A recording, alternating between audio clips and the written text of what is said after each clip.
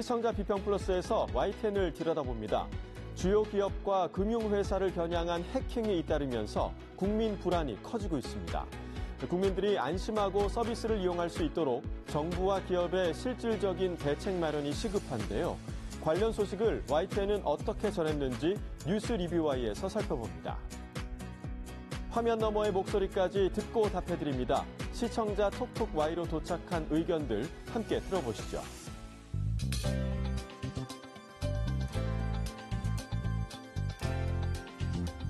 시청자 여러분 안녕하십니까? 나경철입니다. 요즘 선선해진 날씨에 여행 계획하는 분들 많으실 겁니다.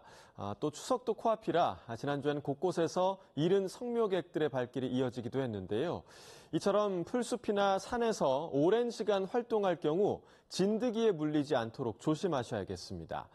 중증 열성 혈소판 감소 증후군, 쯔쯔 가무시증 같은 감염병에 걸리기 쉽기 때문인데요.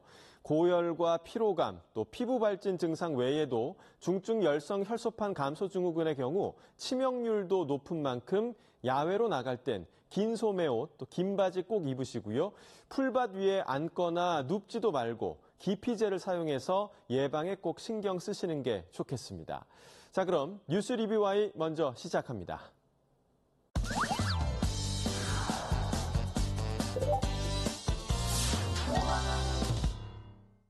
네, 오늘 뉴스 리뷰와의 시간 YTN이 전한 통신사, 카드사 해킹 보도를 살펴보겠습니다. 함께 이야기 나눠주실 두 분을 모셨습니다. 먼저 반유미 시청자 평가원입니다. 최재민 해설위원입니다. 최근 금융통신 전반의 보안 체계에 대한 불안감이 확산하는 가운데 관련해서 YTN 보도가 어땠는지 살펴주신 내용 좀 들어보겠습니다. 최근 KT 소액결제 피해와 롯데카드 서버 해킹 사건은 동시다발적으로 발생한 금융 보안 사고였습니다. 실제 롯데카드 해킹 사태는 9월 2일부터 여러 보도를 통해 소식이 전해졌습니다. 롯데카드가 처음 해킹의 흔적을 확인한 최초 인지 시점은 지난 31일 정오쯤입니다. 다음날 금감원 신고까지 신속하게 마쳤지만 이미 내부 정보가 유출되고 열흘 하고도 일주일 더 지난 시점이었습니다. 금감원 조사 결과 최초 해킹 시도가 이뤄진 건 지난달 14일 저녁 7시 21분쯤이었습니다. 유출된 내부 정보만 1.7GB에 달하는 것으로 알려졌는데 이 가운데는 고객 결제 관련 정보도 포함된 것으로 추정됩니다. 롯데카드도 금감원에 제출한 향후 계획으로 정보 유출 가능성이 있는 고객에게 비밀번호 변경 등을 안내하겠다면서 일단 모든 가능성을 열어뒀습니다. 조 대표는 이번 사태가 회사의 보안관리 미흡에서 비롯됐으며 고객의 개인정보 관리 시스템에 외부 해킹이 있었다는 사실만으로도 변명의 여지가 없다고 사주했습니다. 이후 9월 17일 대국민 사과가 예고된 이후 9월 18일 기업 대표의 공식 발표가 실시간으로 중계되면서 피해 규모와 그 사건의 경과가 본격적으로 드러났는데요. 현장 영상 생중계와 속보 자막으로 시청자의 몰입도를 높일 수 있었습니다. 롯데카드가 대국민 사과를 합니다. 현장으로 가보겠습니다. 최근 발생한 저희 회사의 사이버 침해 사고로 고객 여러분께 크나큰 불안과 심려를 끼쳐드린 점에 대해 대표이사로서 무한한 책임을 느끼면서 이 자리에 섰습니다. 롯데카드를 아껴주시는 고객 여러분 그리고 유관기관 여러분께 심려를 끼쳐드려 진심으로 죄송합니다.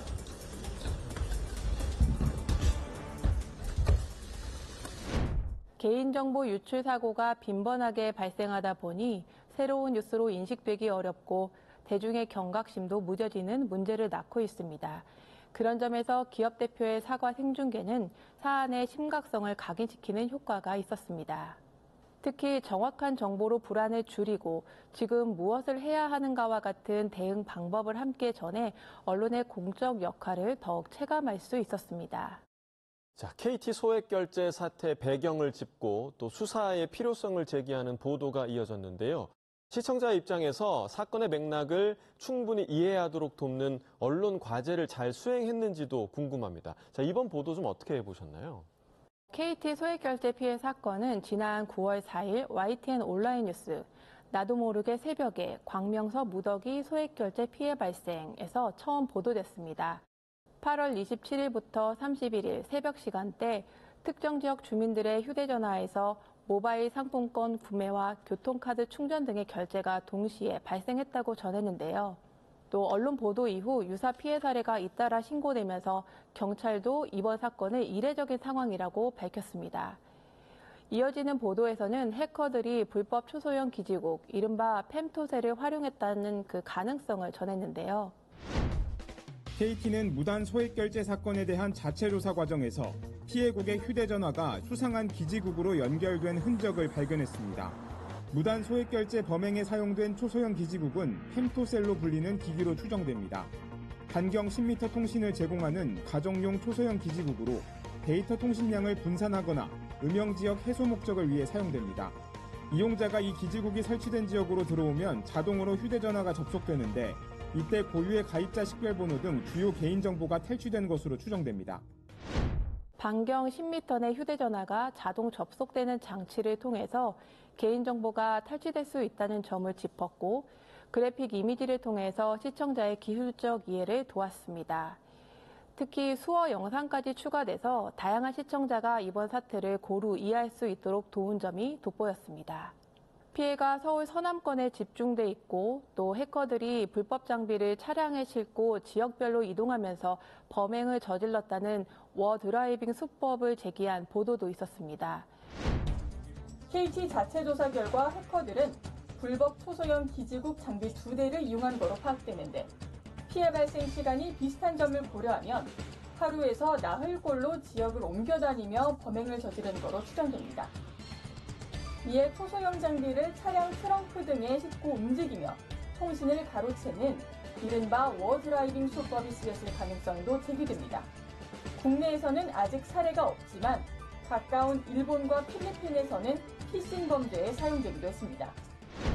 국내에서는 다소 생소하지만 일본과 필리핀에서 실제 피싱 범죄에 활용된 사례가 있다는 점을 덧붙여 범행의 위험성과 확산 가능성을 부각할 수 있었습니다. 이처럼 보도는 펨토셀, 워드라이빙 같은 낯선 범행 수법을 알리면서 이번 사태의 배경을 이해할 수 있도록 했고 또 수사 방향에 실질적 재현을 더해 언론의 공적 감시자 역할을 확인할 수 있었습니다. 다만 반복되는 기술적 설명이 일반 시청자에게는 다소 난해하게 다가올 수 있었던 만큼 생활 속 사례나 쉬운 비유를 곁들인 추가 해설이 보완된다면 시청자의 이해와 몰입도를 더욱 높일 수 있었을 것입니다. 최근 보도들은 디지털 보안 리터러시의 중요성을 강조하면서 기술적 정보를 충실히 전달하고 있는 모습이지만 정작 세부 설명은 부족했습니다. 시청자 입장에서 궁금할 수 있는 내 정보가 어느 정도 유출됐는지, 또 내 일상에 어떤 영향을 미칠 수 있는지와 같은 생활 밀착형 해설이 더해진다면 시청자의 이해도를 더욱 높일 수 있었을 것입니다. 후속 대담이나 시청자 눈높이에 맞춘 설명을 통해서 기술적 난해함을 해소하고 동시에 디지털 보안 리터러시를 강화하는 방향으로 보도의 깊이를 확장할 필요가 있겠습니다. 네. 자, 굵직한 해킹 사고가 상당히 많이 발생하는 요즘입니다. 어쩌면 이 첨단 사회에 예고된 일일 수도 있겠다라는 생각도 들고요. 개인정보 유출 위험을 미리 알리는 보도, 또 이런 사고가 있기 전부터 보안 점검을 강조하는 보도가 있었으면 어땠을까라는 아쉬움이 남는데, 자, 이 부분 취재부서에는 좀 어떻게 바라보고 있습니까?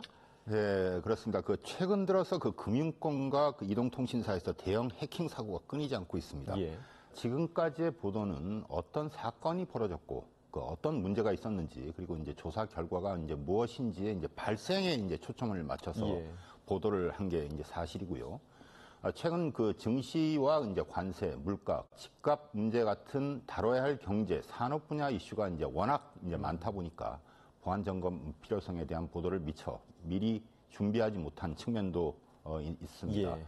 이러한 보도가 필요하다는 지적에 깊이 이제 공감을 하고요. 개인이 이제 자신의 정보를 지키기 위해서 어떤 걸 주의해야 하는지, 그리고 이제 기업들은 어떻게 이제 보안을 강화해야 하는지 관련 내용들을 심층적으로 다룰 수 있도록 노력을 하겠습니다.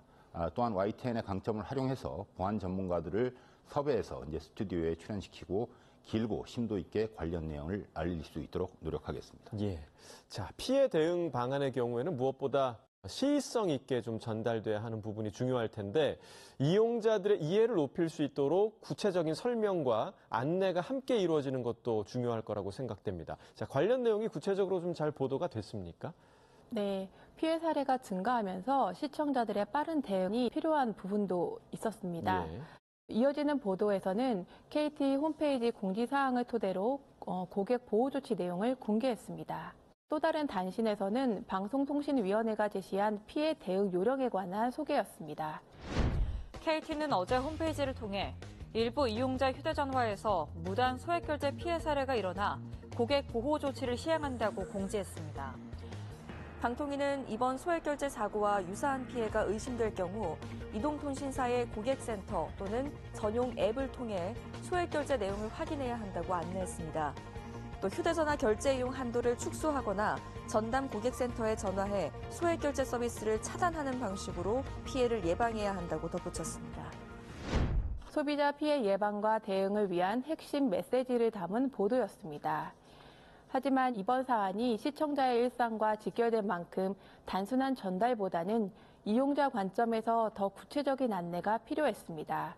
피해 확인과 신고 절차를 단계적으로 안내하거나 Q&A 형식의 앵커 리포트로 재구성했다면 시청자가 실제로 따라하며 대응할 수 있는 효과를 높일 수 있었을 것입니다.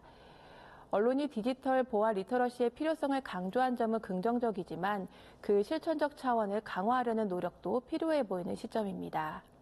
시청자가 스스로 안전하게 대응할 수 있도록 언론의 길잡이 역할에 대한 고민이 이어져야 할 것입니다. 자, 이번 통신사, 카드사 해킹과 관련해서 이어진 보도를 통해서 사태의 책임 주체별로 구체적인 변화와 약속을 끌어낸 점은 확인할 수가 있었는데 이 공적 감시자로서 언론의 역할을 잘 해냈다고 보시는지 그 보도 내용은 좀 어떻게 보셨나요? 이번 사태 보도에서 YTN의 역할이 더욱 두드러진 부분이 있었습니다.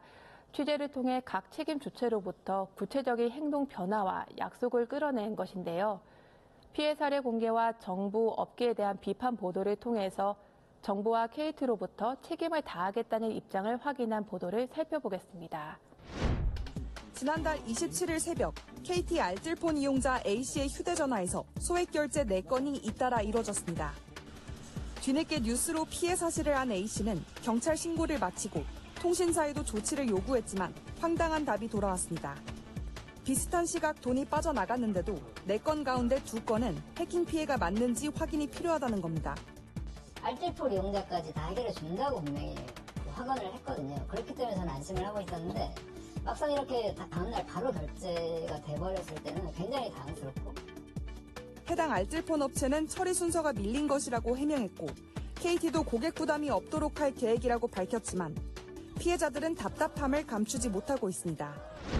다만 사건 발생 때는 정부와 기업 모두 책임을 약속하지만 이러한 약속이 실제로 얼마나 이행되는지를 끝까지 감시하는 것도 언론의 중요한 역할입니다.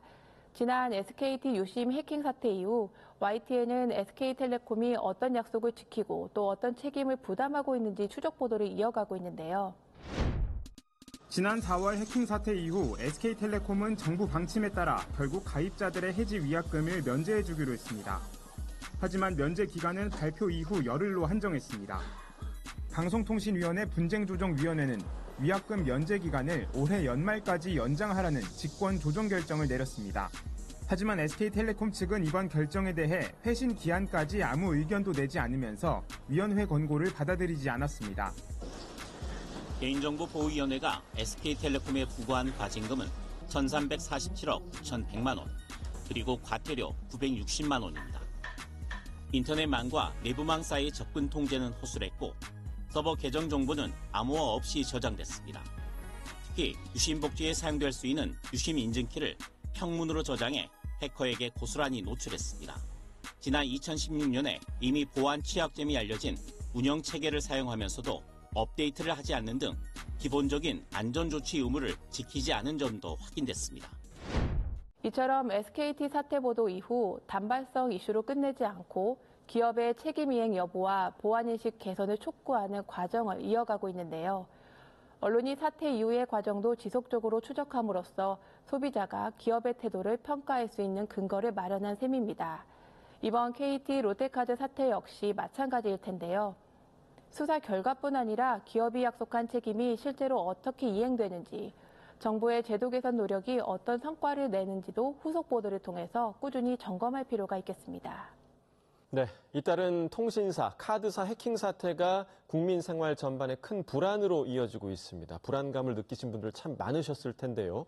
앞으로 기업과 당국이 얼마나 신속하고 철저하게 대응하는지, 또 제도적 보완책이 어떻게 마련되는지를 꼼꼼히 전해드리도록 하겠습니다. 아울러서 우리 사회 전반의 보안 수준을 높이기 위한 논의와 기업들의 대응 전략도 끝까지 짚어드리겠습니다.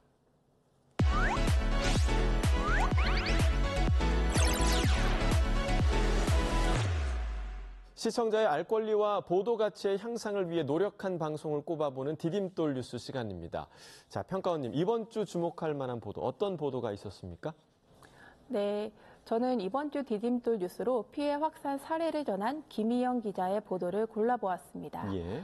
KT 소액결제 피해는 초기에 알려진 지역을 넘어서 서울 서초, 동작, 경기 고양시에서도 추가로 확인되고 있고, 롯데카드 개인정보 유출 범위와 그 규모도 심각한 수준입니다. 반복적으로 이런 사고가 일어나고 있고 범행 수법은 점점 더 교묘해지면서 정작 대중의 관심은 멀어지는 것이 아닌지 우려스럽기도 합니다.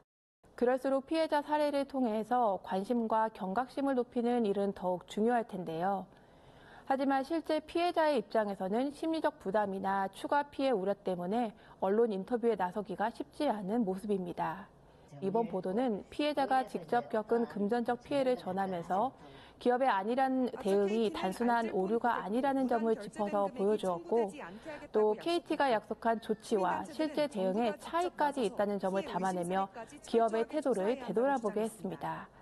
이번 보도를 통해 피해자 목소리의 중요성을 다시금 느낄 수 있었는데요.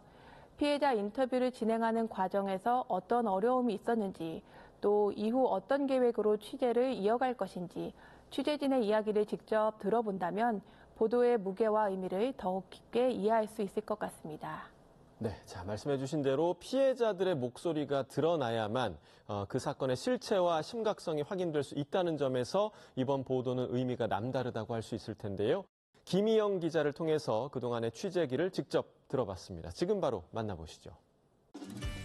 동료 기자들이랑 이렇게 좀 나눠서 그 당시에 아파트 단지 중심으로 피해들이 몰린다고 했었으니까 광명 쪽 아파트 단지 한 3군데 정도 가가지고 그냥 주민분들이나 상인분들 통해가지고 약간 탐문하듯이 피해자분들 알고 계시냐, 아시면 좀 연락 좀 부탁드린다 해서 그런 식으로 좀 섭외를 많이 했었던 것 같고, 이게 저희가 제보자가 계시고 연락을 미리 드린 상황에서 간 게 아니다 보니까 실제 피해를 입은 분을 찾는 데까지도 일단 거의 반나절 이상 걸릴 때도 많았고, 그리고 실제 만났다고 하더라도 음성 변조나 익명 이런 걸 할 수 있다고 말씀을 드려도 이제 그런 피해 사실들 말씀하시기가 어려우신 분들이 많았어서 그런 부분이 조금 섭외 난항이 있었습니다.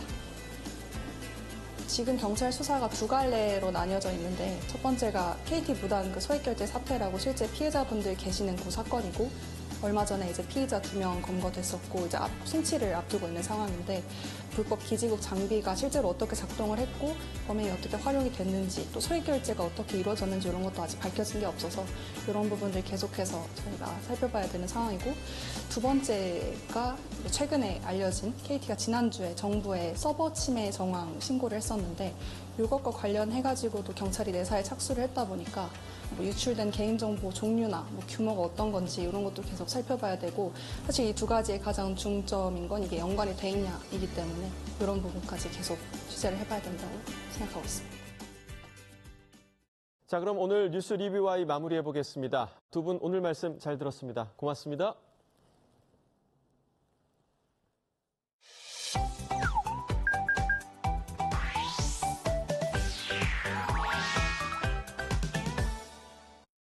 YTN을 향한 시청자 의견이라면 모두 귀 기울여 듣고 답하는 시청자 톡톡 Y 시간입니다. 오늘 주목한 시청자 의견을 AI 앵커 Y고가 소개해드립니다. 지금 바로 만나보시죠. 안녕하세요. AI 앵커 Y고입니다. 오늘의 첫 번째 주제는 하수관로 작업 안전 기준에 대한 시청자 의견을 들어봤습니다. 자세한 내용 보도 먼저 확인해 보겠습니다.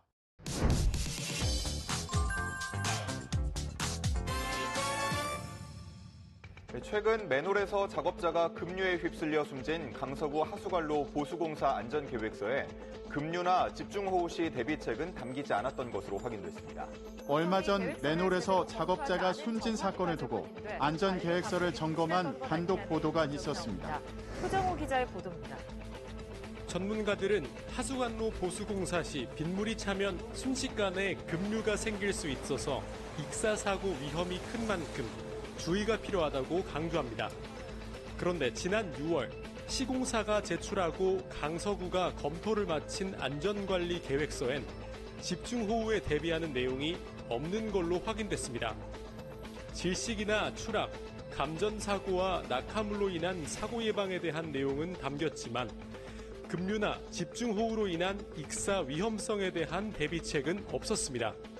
안전관리 계획서를 살펴보니 집중호우에 대비하는 내용이 없는 등 검토 과정에서 문제가 있었음을 짚었는데요.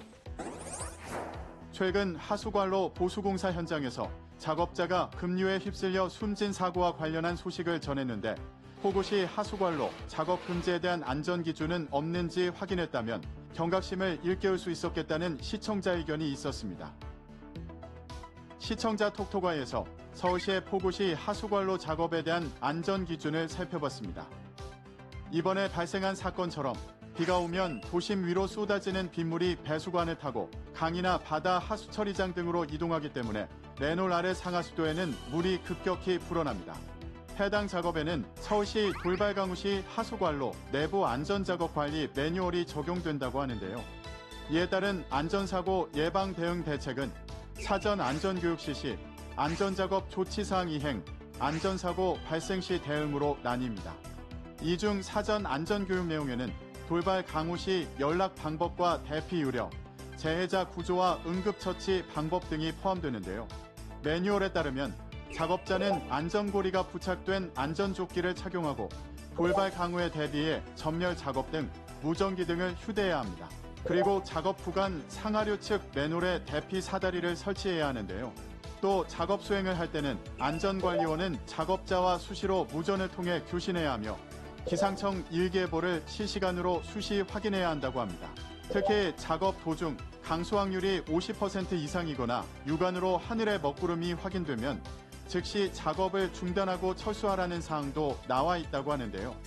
돌발 강우가 쏟아지면 안전원은 작업자에게 철수 지시 후 가장 가까운 맨홀로 유도하라고 나와 있습니다.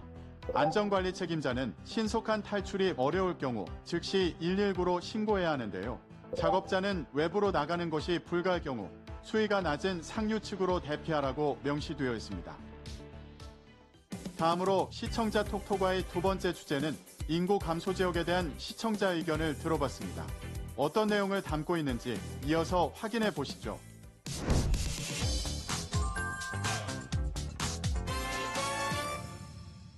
내년 예산 사업에는 기존 복지 사업 확대는 물론 현금 지원 성격의 예산이 다소 신설됐습니다. 정부의 예산 사업으로 농어촌 기본소득 제도를 내년부터 시범 실시할 것이라는 소식을 전한 보도가 있었습니다. 총리실이 2030년까지 6조 2천억 원의 재정을 투입할 것이라고 국정계획안을 밝힌 농어촌 기본소득 제도가 내년에 시범 실시됩니다. 인구 감소 지역 6개 군을 추후 선정해 군민 모두 24만 명에 월 15만 원이 지원됩니다. 인구 감소 지역 근로자 5만 4천 명에게 월 4만 원 상당의 식비를 지원하는 사업도 시작됩니다. 정부의 다양한 사업을 소개하며 구체적으로 얼만큼의 예산이 투입되고 실질적으로 얼마를 지원받게 되는지 알렸는데요. 2026년 정부 예산안 발표를 통해 다양한 정책을 소개했는데 보도 중 언급된 인구 감소 지역이 어떤 기준으로 선정되는지 등 정보가 부족해 보였다는 시청자 의견이 있었습니다. 시청자 톡톡아이에서 인구 감소 지역에 대해 구체적으로 알아봤습니다. 인구 감소는 최근 우리가 직면한 사회 경제적 문제입니다. 저출생으로 인한 인구 자연 감소에 더해 수도권으로의 청년층이 이동하면서 비수도권의 지역 경제와 사회 구조가 약화되고 있는 상황인데요. 이에 대응하고자 2021년 인구 감소 지역이 지정됐습니다. 국회 예산정책처의 인구 감소 지역 지원 사업 평가 보고서에 따르면 정부는 지역 소멸이 우려되는 시, 군, 구를 대상으로 2021년 총 89개 기초 지방자치단체를 인구 감소 지역으로 지정했는데요. 인구 감소 지역은 연평균 인구 증감률, 인구 밀도, 고령화 비율 등 8개 지표를 종합한 인구 감소 지수를 기준으로 선정된 89개 지역입니다. 현재 시도 단위에서 인구 감소 지역이 가장 많은 지역은 전남으로 16개이고 이어 경북과 경남, 강원이 뒤를 잇고 있는데요. 인구 감소 지역으로 분류되는 군 지역은 최근 5년 동안 인구가 매년 평균 1.23%씩 감소하고 있다고 합니다.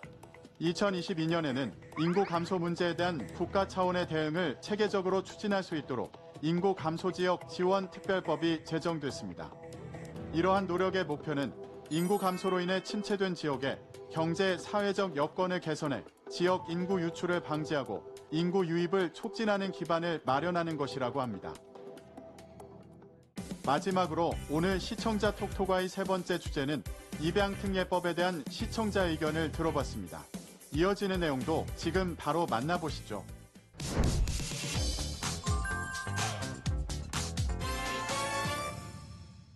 저출산 시대, 가족의 형태가 점점 다양해지고 있지만 우리 사회에서 입양은 여전히 낯설고 드문 선택입니다. 입양 건수가 높은 프랑스의 입양 제도와 문화를 조명하고 어떤 점이 우리나라와 다른지 살펴본 리포트가 있었습니다. 무엇이 이런 차이를 만드는 건지. 프랑스 입양 제도의 핵심은 입양을 출산과 동일한 가족 형성의 완성으로 본다는 데 있습니다. 입양 아동은 생물학적 자녀와 동일한 법적 지위를 가지며 가족 수당, 휴가를 포함한 국가의 각종 복지 혜택을 대부분 동일하게 받을 수 있습니다. 입양 가정을 위한 사후 심리 상담이나 교육 프로그램 등 제도적 지원도 다양합니다. 입양 가정에 대한 프랑스의 다양한 복지 제도를 소개하며 입양 건수가 높은 이유를 뒷받침했는데요. 프랑스의 입양 제도와 제도적 지원을 소개했는데 우리나라도 기존의 입양특례법을 개정한 법률이 시행되고 있으니 관련 내용을 소개하면 입양에 관한 인식을 전환하는 기회가 되었겠다는 시청자 의견이 있었습니다. 자세한 내용을 보충하기 위해 시청자 톡톡아이에서 개정된 입양특례법에 대해 살펴봤습니다. 보건복지부는 지난 5월 입양특례법 시행령 전부 개정령, 아동복지법 시행령 일부 개정령과 국제입양에 관한 법률 시행령을 공포했습니다.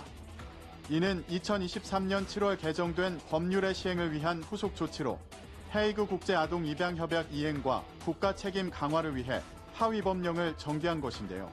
여기서 헤이그 국제아동입양협약은 입양에서 아동의 기본권을 보장하고 아동의 탈취와 매매 등을 방지하기 위한 협력 체제를 위해 1993년 헤이그 국제사법회에서 채택한 입양협약입니다.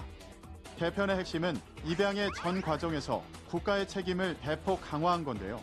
그동안은 입양기관이 입양을 원하는 양부모의 신청을 받고 상담과 조사를 통해 결연을 담당해왔지만 앞으로는 복지부가 양부모의 신청을 받아 상담과 조사를 거친 뒤 입양정책위원회의 심의를 통해 아동과 양부모의 결연을 주도합니다. 위원회는 학계, 의료, 법률, 입양 전문가 등 50인으로 구성된다고 합니다. 또 양부모가 될 사람의 신청 절차와 이수해야 할 교육 내용, 확인해야 할 범죄의 경력을 구체화했는데요. 자격 요건 확인을 위한 가정환경 조사 방법도 새로 규정됐습니다. 특히 현행 입양특례법령과 달리 양자와의 나이 차이가 60세를 초과하더라도 양육 능력이 충분하면 입양 신청이 가능하도록 연령 상한 규정을 삭제했습니다. 입양 전 아동의 보호 책임도 구체화했는데 시도지사와 시장 군수구청장은 아동을 보호하는 동안 해당 아동의 후견인으로서 역할을 수행하고 아동의 적응 상태, 발달 상황, 양육 환경 등을 분기마다 점검하도록 규정했다고 합니다. YTN 방송의 부족한 부분을 채우는 시청자 톡톡아이 시간. 다음 주도 다양한 시청자 의견과 함께 돌아오겠습니다.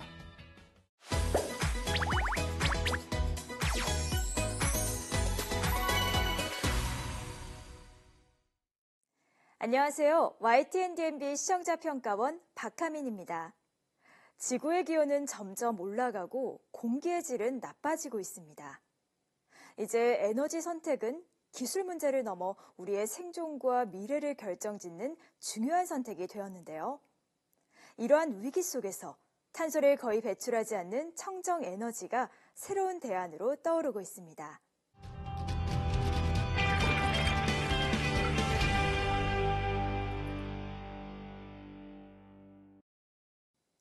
청정 에너지 중 하나로 전 세계가 주목하는 수소 에너지는 기후변화에 대응하고 대기 오염을 줄일 수 있어 매우 중요한 에너지원으로 여겨집니다.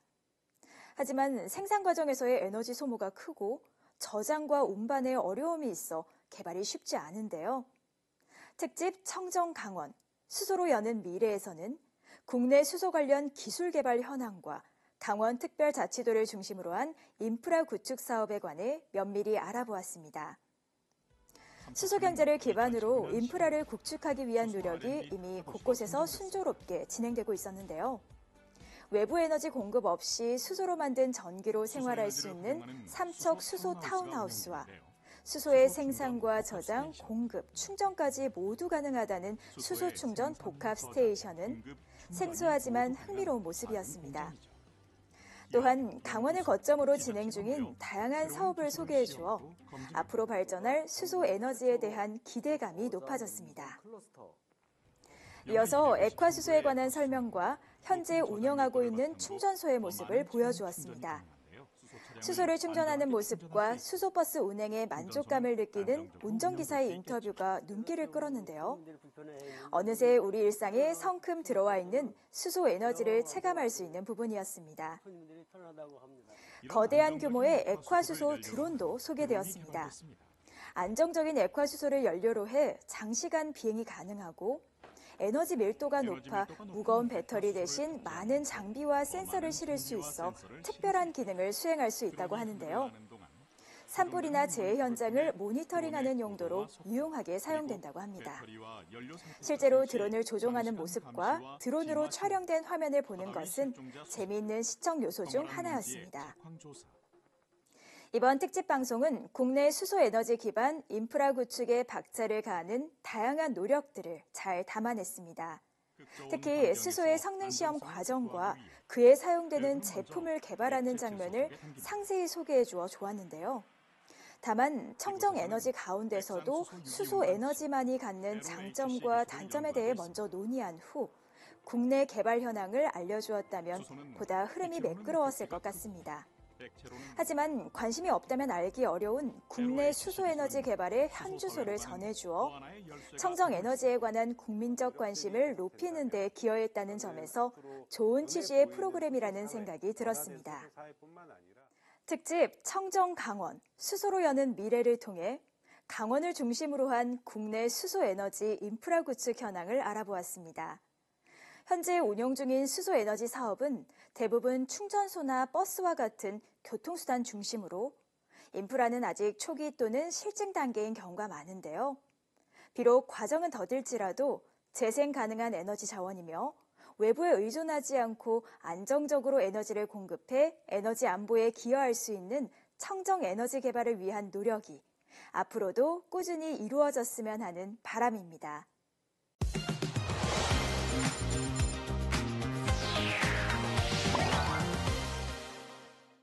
YTN의 보도를 되짚어보는 데 있어 시청자 여러분의 목소리는 중요한 기준이 됩니다.